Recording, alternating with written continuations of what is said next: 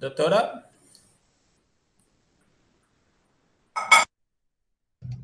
Sí, dime. la asistencia está habilitada. No, todavía. Ya, gracias. Ok. Ya, bueno, vamos a empezar. Ya no voy a admitir a nadie más porque si no tengo que salir otra vez de la...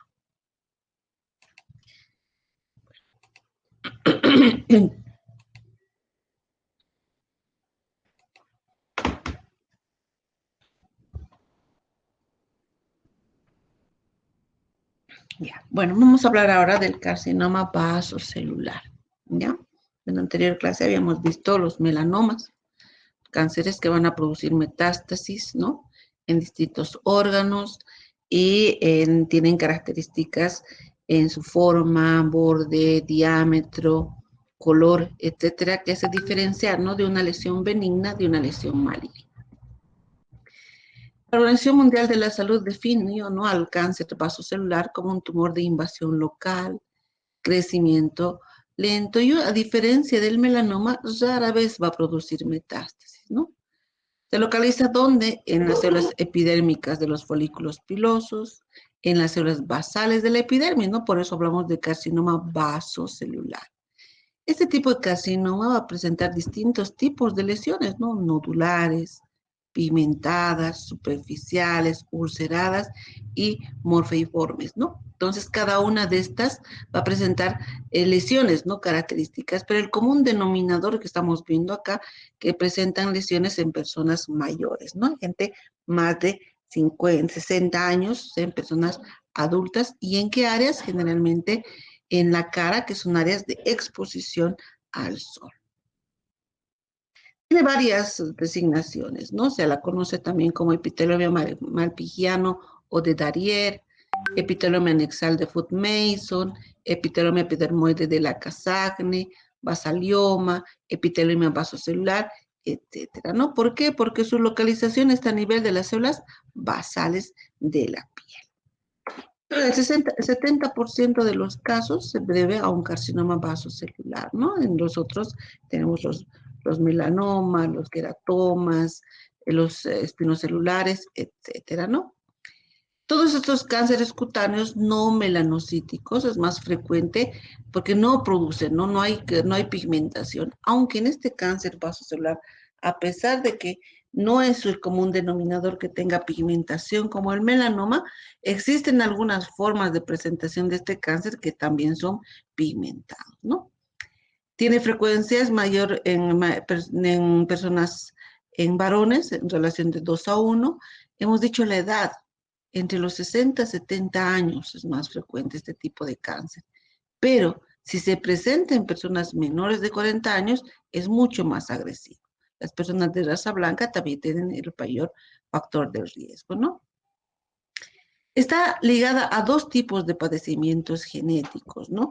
Este tipo de cáncer vasocelular, ¿no? Por ejemplo, al xeroderma pigmentoso y al síndrome de carcinomas vasocelulares ovoides, ¿no? Entonces, a estos dos tipos de carcinomas o de padecimientos genéticos se asocia este carcinoma vasocelular. ¿Dónde se va a presentar? ¿En qué áreas del cuerpo? Casi el 93 a 94% de los casos se presenta ¿dónde? En la cara, en áreas expuestas, rara vez en extremidades, ¿no? Podemos ver en cara, cuello, en el cuero cabelludo, etcétera, pero generalmente se presenta solo en la cara, ¿no? Y en extremidades es un poco frecuente que se presente. Hay factores de riesgo, ¿no es cierto? La exposición al sol es un factor de riesgo, la radioterapia, personas con color de piel blanca, en personas mayores hemos visto, ¿no? Es más riesgo, pero si se presenta en personas jóvenes es más agresivo. Antecedentes familiares de cáncer de piel, exposición a arsénico y algunos síndromes hereditarios, ¿no? Como el xeroderma, etc.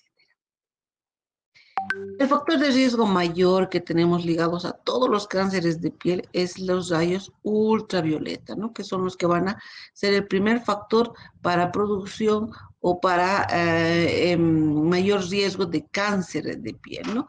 te dicen no existen rayos ultravioletas seguros, esos rayos que se realizan en cámaras solares, ¿no? Que uno piensa que es mucho más seguro, no, igual, tanto el rayo solar directo como el que se produce en la cámara tiene el mismo riesgo de producir un cáncer, ¿no?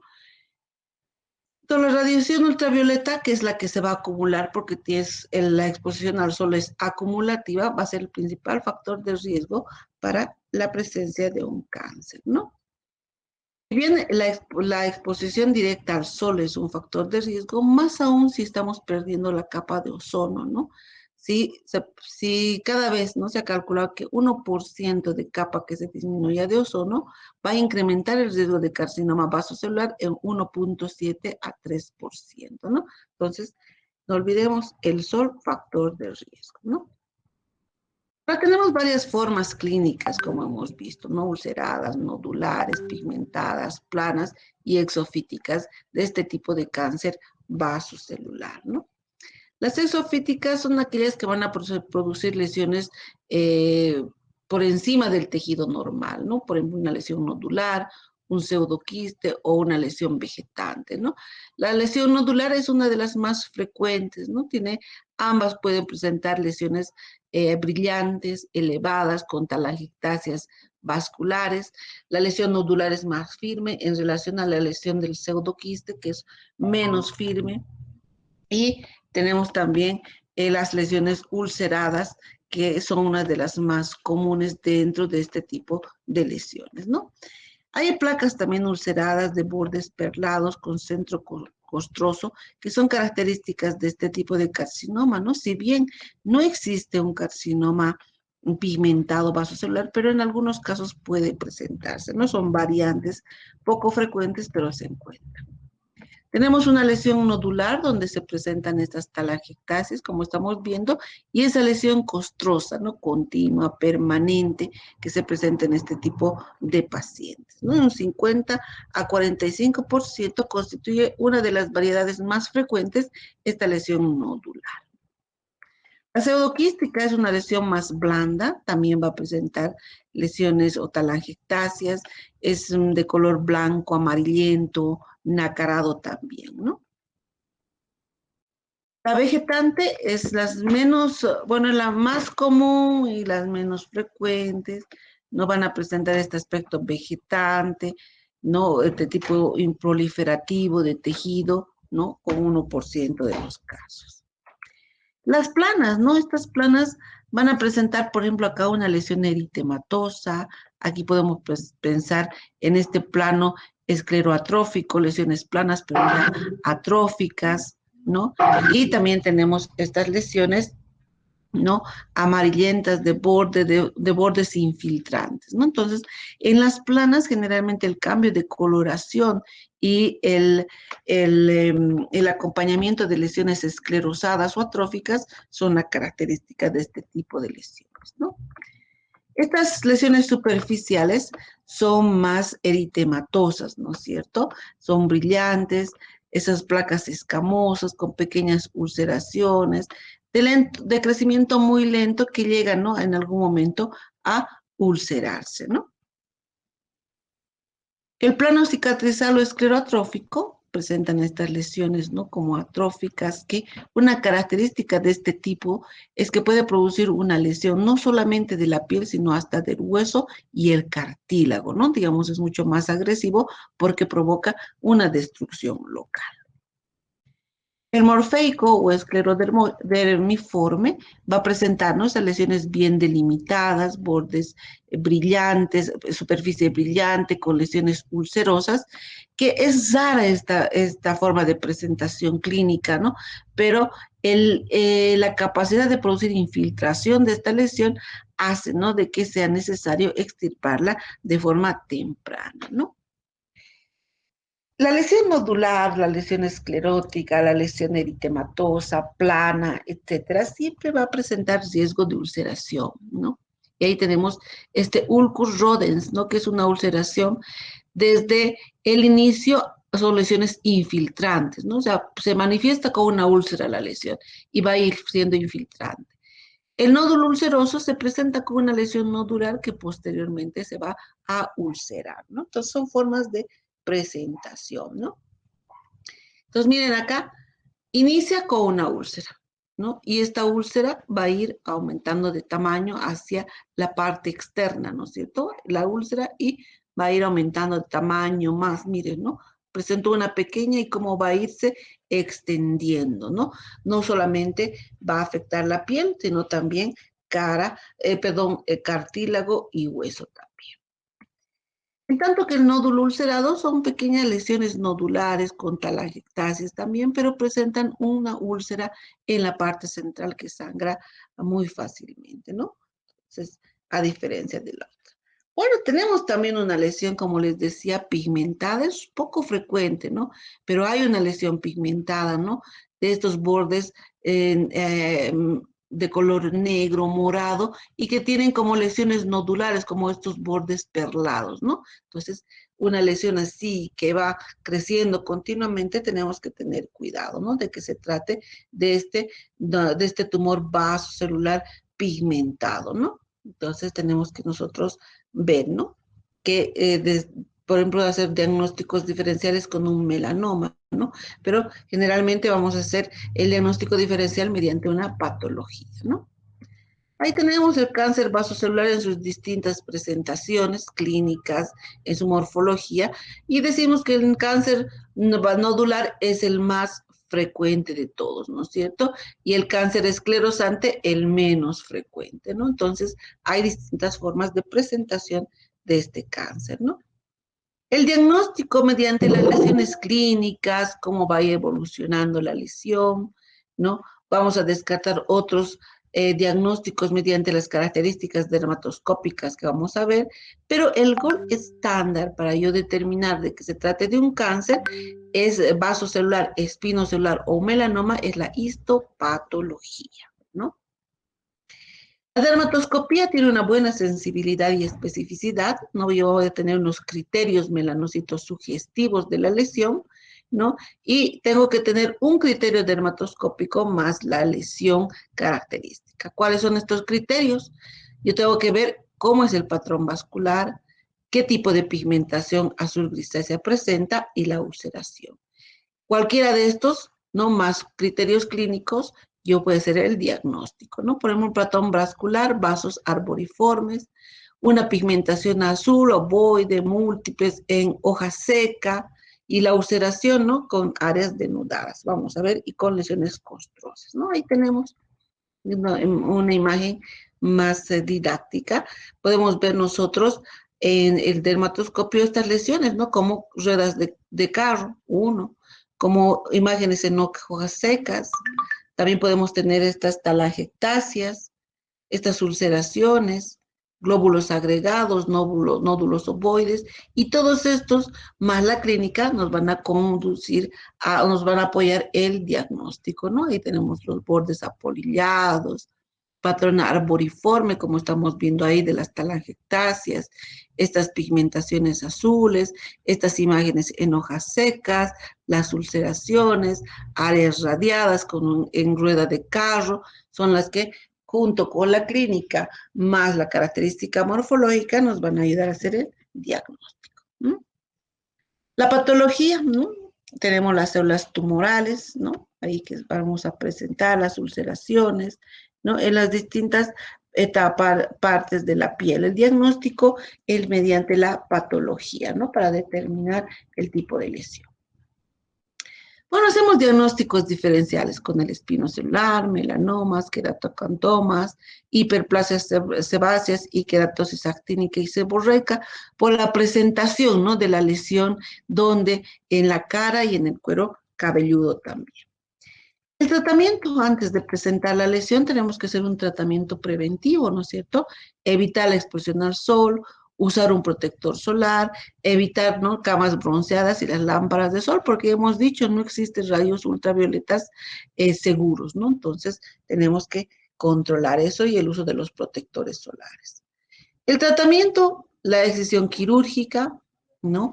Que vamos a eliminar no solamente la lesión, sino también a 1 centímetro por el borde de la lesión, y vamos a examinar esto para que nos diga si en la patología ese borde tiene células cancerígenas, ¿no? Entonces, si no, hemos sacado todo el cáncer. Hay la cirugía de Mohs, donde se hace una cirugía utilizando un microscopio e ir rebanando, ¿no? Parte piel por piel hasta sacar todo el cáncer mediante la ayuda del microscopio.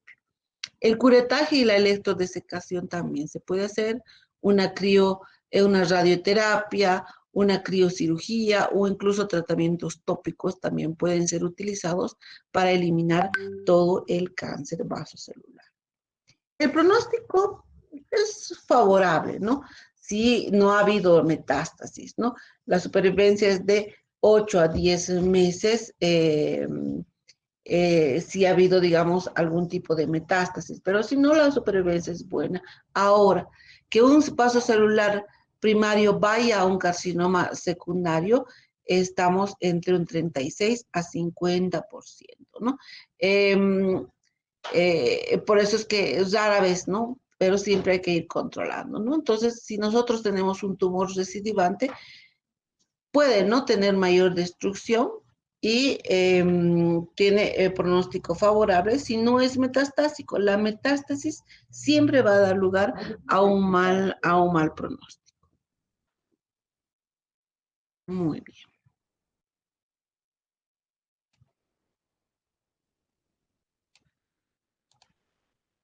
Vamos con el carcinoma vasoespinocelular. Es el epiteloma espinocelular, ¿no? Es un carcinoma espinocelular, llamado también epitelioma espinocelular, ¿no? Son tumores malignos epiteliales que se presentan en las células queratinizadas de la piel. Pero miren la lesión, ¿no? Muy similar a las que hemos visto, ¿no es cierto? Esto parece una lesión nodular ulcerada. Las lesiones, tanto en el cáncer espinocelular y vasocelular, son muy parecidas, ¿no? Por eso es que el diagnóstico se hace mediante la patología. Puede producir el sector cutáneo mucoso, frecuente en áreas donde hay exposición solar o ha habido daño solar o radiación, etcétera.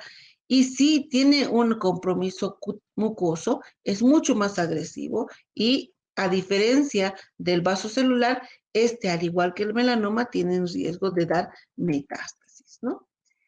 Hay personas, o sea, el grupo etario entre 50 a 59 años en la mujer, 60 a 69 años en el varón, ¿no? En el sexo masculino es más frecuente y su incidencia es del 25% dentro de todos los tumores malignos de piel y está después del carcinoma vasocelular que tiene un 75% de mayor riesgo. Ahora, entre las causas existen factores extrínsecos e intrínsecos, ¿no es cierto? Entre los extrínsecos están las exposiciones, ¿no? A rayos ultravioletas, radiación ionizante, papilomavirus, hidrocarburos, arsénicos, tabaco, ¿no? Eso se puede, ¿no? De alguna forma modificar. Los intrínsecos hemos dicho también que puede estar asociada a otro tipo de patologías, ¿no? Al albinismo, inmunosupresión, cambios cutáneos, leucoplasias y queratosis actínica, ¿no? Estas son enfermedades que pueden también poner en riesgo o estar sujetas o ser factores de predisposición para este tipo, ¿no? Tenemos dos tipos de cánceres espinocelulares, los espinocelulares in situ y el invasor. Dentro del in situ tenemos la enfermedad de Bowen, ¿no? Vamos a ver, este tipo de carcinoma in situ o enfermedad de Bowen va a producir lesiones a nivel de las extremidades y lesiones perianales, ¿ya? Va a producir lesiones costrosas, erosivas, descamativas, de evolución lenta y una presentación a nivel de los genitales del pene va a producir la eritroplasia de Chiari, ¿no? Muchas veces puede formar parte del hidroarsenismo crónico y suele ir acompañado de cáncer visceral también, ¿no? Entonces, la eritroplasia de Chiari es la presentación de este tipo de cáncer espinocelular, pero en la región del pene, ¿no? Entonces, en la región anal, estas lesiones, ¿no?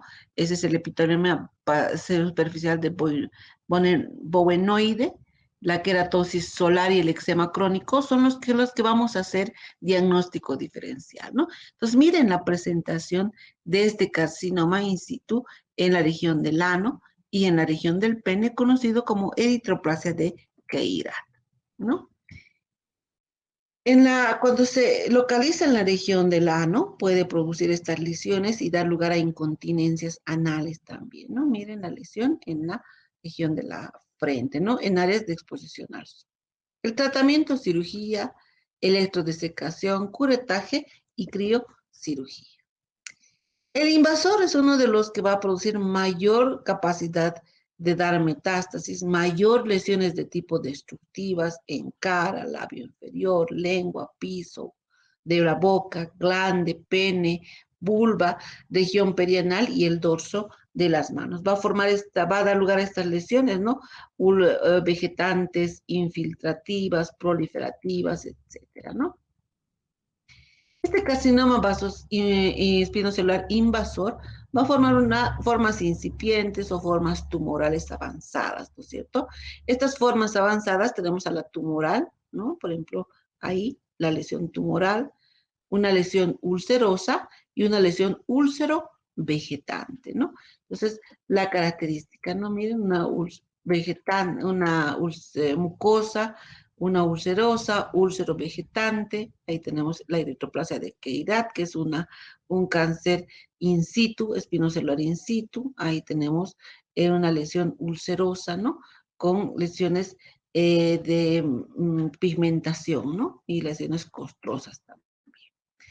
La ulcerosa, generalmente una base endurada, y la úlcero vegetante, infiltrantes, ¿no? Con una lesión ulcerada en el seno. La patología es lo que nos va a hacer diferenciar, ¿no es cierto? La presencia de células epidérmicas, células melanocíticas, células vasocelulares alteradas con compromiso, ¿no? Se ven atípicas, ¿no? Vamos a ver que hay alteraciones del tamaño, la forma, el color, las mitosas atípicas, y todo esto nos va a hacer diferenciar si se trata de un cáncer espinocelular, vasocelular o melanoma.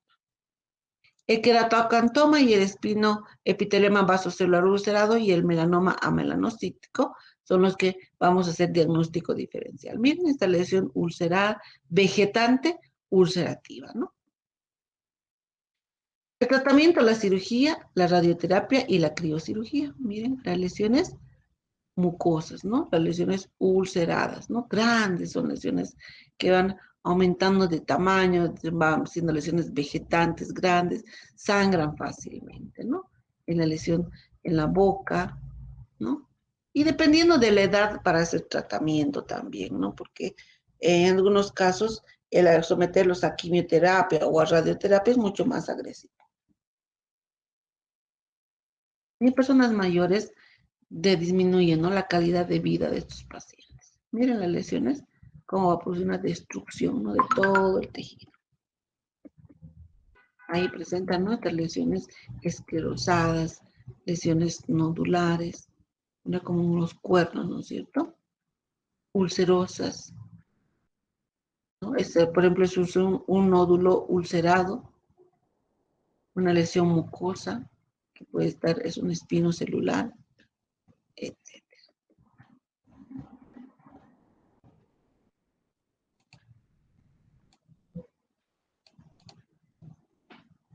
Bueno, vayamos con las dermatologías parasitarias, ¿ya? Aquí me he puesto tanea, perdón, era tenia solium, ¿no? Muy bien, las dermatologías parasitarias, ¿ya? Bueno, los ectoparasitosos son pues huéspedes, ¿no? Que pueden permanecer, vivir con nosotros de forma permanente y va a depender de qué, de que yo le dé los medios adecuados, le dé un lugar adecuado para que éste pueda sobrevivir, ¿no es cierto? Entonces, es un organismo que vive en el exterior de otro organismo y que se puede en muchas cosas beneficiar de este hospedero, ¿no es cierto? Tenemos algunos que pueden sobrevivir porque pueden comer parte de nuestras células de descamación en la piel, ¿no? Podemos tener algunos huéspedes, ¿no? O parásitos que pueden ser temporales, como los mosquitos, tábanos, triatominos, o pueden permanecer por mucho tiempo con nosotros, como piojos, sarnas protozoarios, emiltos, si no se hace un tratamiento adecuado, ¿no? ¿Cuáles son los parásitos en la piel? Los artrópodos, los protozoarios y los emiltos, ¿no? Ahora vamos a hablar de los artrópodos. Entre estos, a quienes tenemos a los insectos, y dentro de los insectos, pulgas, piojos, miasis y triatominos, ¿no es cierto?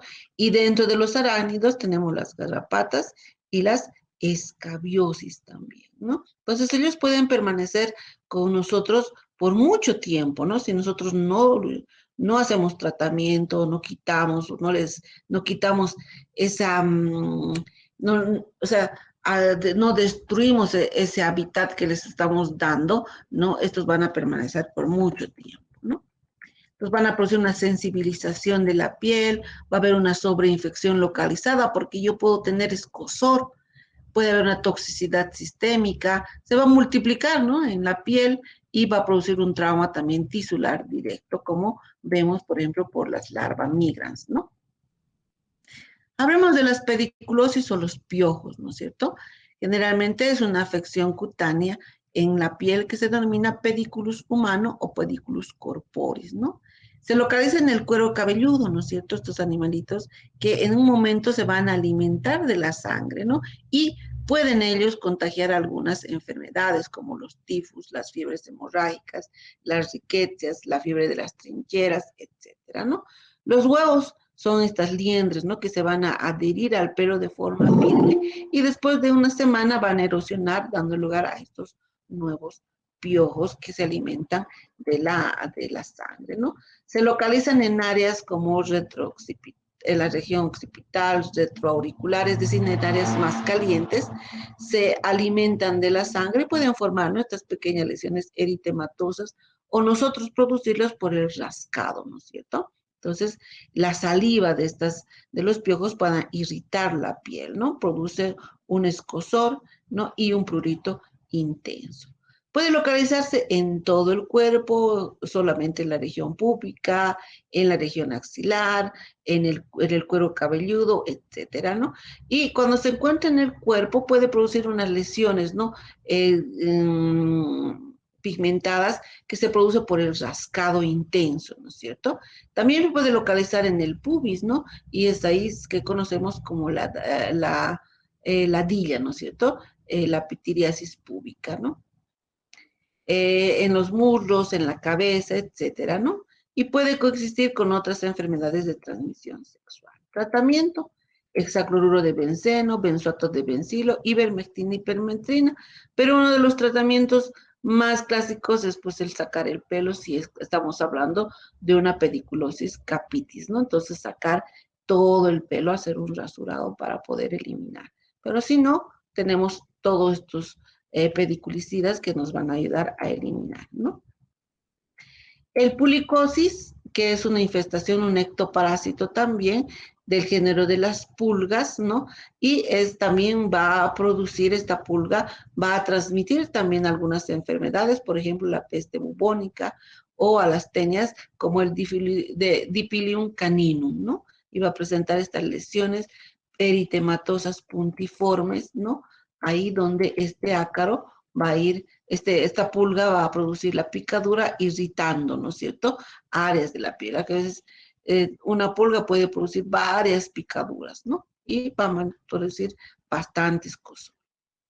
La tungiasis, ¿no? Es una ectoparasitosis producida por una pulga, que es una tunga penetrans, una pulga que va a penetrar a un folículo piloso, se va a quedar ahí por mucho tiempo hasta que pueda producir estos huevos, salgan las niguas, ¿no es cierto? O la tungiasis, produce intenso prurito. ¿Cómo hacemos el tratamiento? El tratamiento se tiene que sacar, ¿no es cierto? Todo esta cápsula que contiene gran cantidad de huevos, ¿no? Y podemos nosotros ir sacando, a veces con una pequeña agujita se abre y saca toda esta bolsa de niguas, ¿no? Ahí tenemos, ¿no? En la palma de los pies, palma de las manos. ¿Por qué? Porque la nigua, ¿dónde se encuentra? En el suelo, ¿no? ¿En el suelo de qué áreas? En la arena, ¿no es cierto? Entonces la gente que está en el trópico generalmente va al río, todo sin zapatos, ¿no? Y ahí puede producirse la penetración de esta anigua, ¿no? Ahí tenemos, miren cómo esas lesiones se va a tener que sacar una por una, ¿no es cierto? Porque ahí tenemos los huevos de la anigua. El tratamiento de extracción del parásito, ¿no es cierto? De esta tungiasis, vamos a hacer una asepsia de la herida para evitar el riesgo de infección con el uso de algunos antibióticos. La miasis, que son las larvas de la mosca, no es un díptero, ¿no? Que generalmente va a producir, ¿no? La, la ectoparasitosis, ¿no? No solamente en piel, sino puede entrar a algunos órganos, como por ejemplo hasta el cerebro podemos tener, ¿no? Tenemos las miasis obligadas, que son parásitos obligados que necesitan de un hospedador permanente, ¿no? Y se alimentan exclusivamente de tejido vivo, ¿no? Ahí tenemos las miasis que se encuentran en fosas nasales, en la región del globo ocular, que forman abscesos, etc. Las facultativas son oportunistas, ¿no? Y dejan por alguna razón, o sea, les da la oportunidad de dejar el huevo en alguna parte del cuerpo y este va a producir, se va a multiplicar y vamos a nosotros a ver que va a alimentarse, ¿no? Y esta facultativa generalmente se da en cadáveres o materias en putrefacción, ¿no? Las meiosis accidentales, ¿no? Son estas aquellas que presentan, ¿no? A un hospedero, se encuentra con un hospedero de forma accidental, ¿no? Por ejemplo, hemos tenido un caso de una señora, ¿no? Que aparentemente se cayó y se desmayó, se golpeó la nariz y le salió sangre, ¿no? Y hasta que la rescaten, bueno, ha pasado un tiempo donde ahí la mosca puso una larva, ¿no? Después de un tiempo, se sacaba alrededor de 75 larvas de la nariz, ¿no? Y había destruido parte del etmoide. Entonces ahí tenemos, ¿no? Las miasis eh, facultativas, las miasis, perdón, accidentales, ¿no? Ahí donde se puede producir, por ejemplo, en un diente, ¿no? Se forma un absceso en el ojo, ahí podemos tener, ¿no? En algunos casos también se ha utilizado las moscas para tratamientos, ¿no? Estas moscas que pueden consumir las larvas, ¿no? Sobre todo que consumen este tejido necrótico, ¿no? Entonces se ha utilizado en esos casos. En otros, las garrapatas y el arador de la sarna, ¿no? De los ácaros. Esta escabiosis o sarna, ¿no? Va a ingresar hacia la piel y va a formar estos pequeños túneles, ¿no es cierto? Y una característica del ácaro es que se va a movilizar durante la noche, por eso el prurito nocturno es un signo patognomónico, ¿no? Y también estos surcos acarinos, ¿no? Que va a presentar por la movilización del ácaro dentro de la piel, ¿no? Entonces va a presentar estas lesiones y al movilizarse, esta parte de la piel se va a desecar, ¿no? Y va a formar como unas pequeñas costras o escamas. Pero lo característico, los signos patognomónicos que tiene la sarna, la sarcoptosis, es que es el prurito nocturno, ¿no? Porque el ácaro se va a mover en la noche por el calor. Hay una sarna noruega, ¿no? Que pues, se presenta en pacientes inmunocomprometidos, es altamente contagiosa, ¿no? Se presenta en pacientes con VIH, pacientes que tienen uso de corticoides de forma sistémica frecuente, en pacientes trasplantados, en pacientes con problemas de retraso mental o trastornos neurológicos por el riesgo de inmunodepresión. Entonces, miren, va a producir estas lesiones descamativas, ¿no es cierto? Como una segunda piel, ¿no? Este es un tipo de sarna también. El tratamiento, permetrina, benzoatobencilo, ivermectina, lindano y cromatión, y dependiendo, ¿no?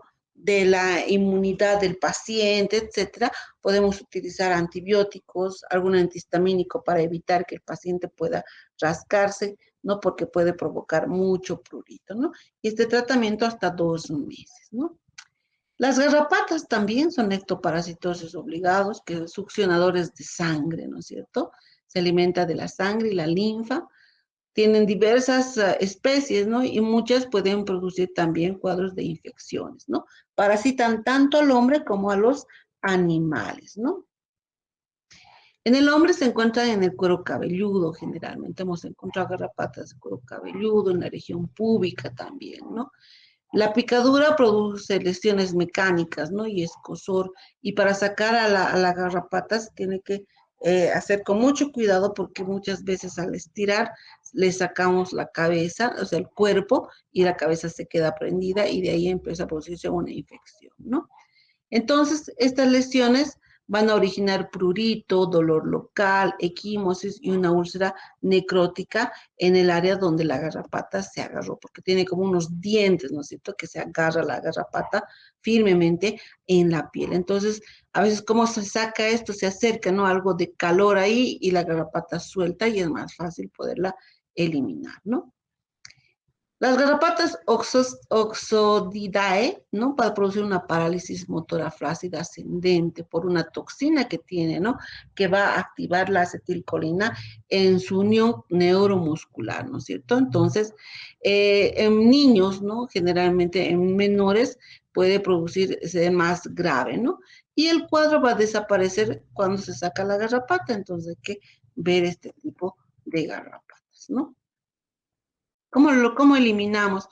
Podemos poner unas gotas de fenol, permetrina, para que la garrapata pueda soltar la piel, ¿no? Porque si no, al querer estirar, le sacamos la cabeza, ¿no?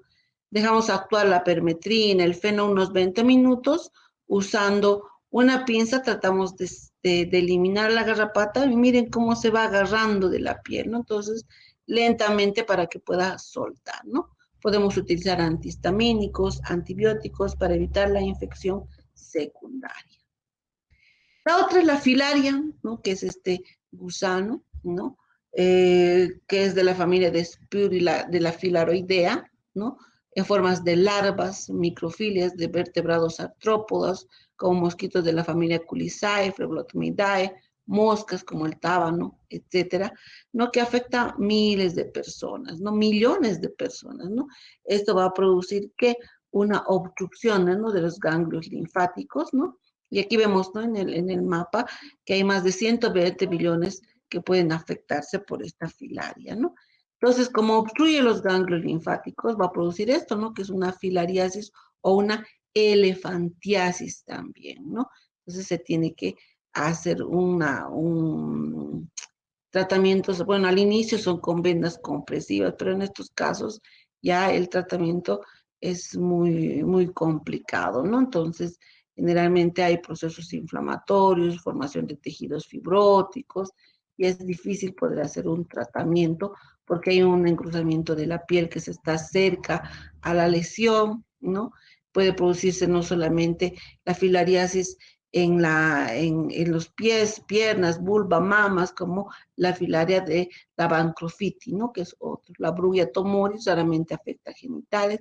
Tenemos varios tipos de filarias, ¿no? La Oncocerca volvulus, que es la migración de la microfilaria a través de la córnea, es lugar principalmente produce ceguera, ¿no? Pero la filariasis produce una elefantiasis también, ¿no? Miren cómo se va a distribuir en este lado, ¿no? Hay que hacer diagnóstico diferencial con la larva migra, ¿no? Algunas que afectan el grupo linfático, la Buchera bancrofi, la Brugia malayo, las que producen una lesión cutánea, Loa loa, Anchocerco volpulus, Masonella streptocorae, los que producen lesión visceral, el Marsonella orsadi, Marsonella pertans y la Dirifolilaria immitis, ¿no? El tratamiento mediante un antiparasitario, el albendazol, ¿no? Se puede utilizar, también podemos administrar simultáneamente con la ivermectina o la dicalcarbamicina para eliminar las microfilarias o las larvas, ¿no? La extirpación quirúrgica de estos nódulos, ¿no? Una nodulectomía, ¿no? Para el tratamiento y control específica de la oncocercosis. Por último, la larva migrans, ¿no es cierto? Es una larva de un nemátodo que se presenta, va a afectar la capa superficial de la piel, ¿no? Es una zoonosis también, ¿no? En áreas tropicales y subtropicales, el necator americano es el más frecuente, ¿no? Va a llevar a los vasos sanguíneos y de ahí a la circulación general y a los capilares pulmonares y puede, ¿no? localizarse a nivel del pulmón, ¿no?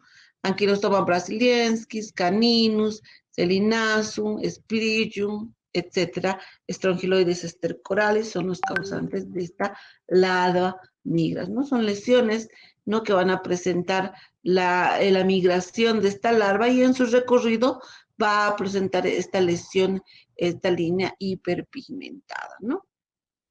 Entonces aparece, ¿no? Se va movilizando, ¿no? Alrededor de 1 milímetro por día se va movilizando y en áreas, ¿no?, donde hay esta larva migrans, que son arenas, etcétera, en el suelo, por eso es que podemos tener esta en la piel, en las palmas de planta de los pies, en la espalda, etcétera, ¿no? Miren cómo va a producir la lesión, esas necrosis, esas lesiones hemorrágicas por el paso de la larva, ¿no?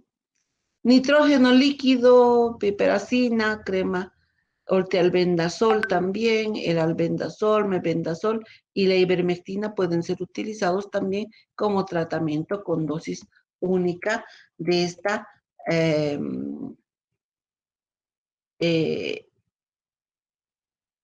perdón,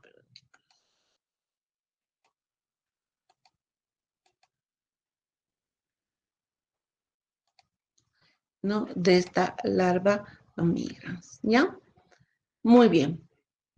Ahorita vamos a ver dónde estamos.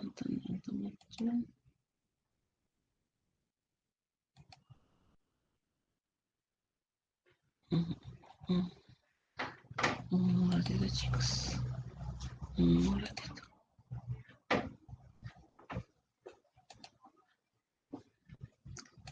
Muy bien. Ya está habilitada en la plataforma la asistencia.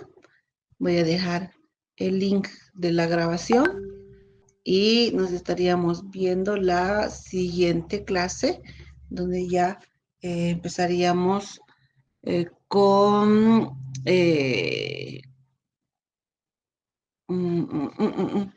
Ay, ya me olvidé. Bueno, vamos a hacer con lupus y esclerodermias, también algunas colagenopatías, ¿ya? Listo, chicos, pueden disponer de su tarde, ¿ya?